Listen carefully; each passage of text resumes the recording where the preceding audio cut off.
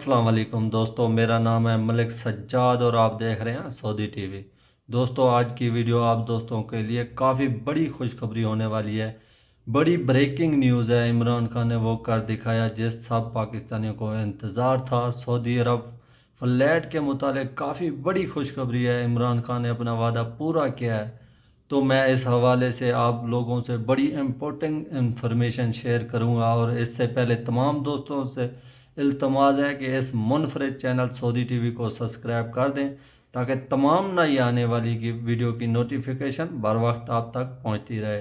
तो भाइयों, मैं आपको बताता चलूं कि जैसा कि आप लोगों को पता है कि पाकिस्तान के लिए सऊदी अरब ने फ्लैट बंद कर रखी है, तो इस हवाले से इमरान खान का बहुत ही अहम बयान सामने आया है।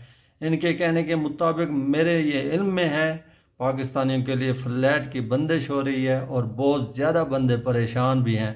तो इस वजह से इमरान खान ने कहा है कि मेरे इनके साथ बातचीत हो चुकी है सऊदी अरब के हुकाम के साथ, और मैं बहुत जल्द सऊदी अरब के दौरे पर भी जाऊंगा और इंशाल्लाह 10-12 दिन के लिए खुशखबरी देखने को मिल सकती है। फ्लैट बहुत जल्द खुलवा दूंगा।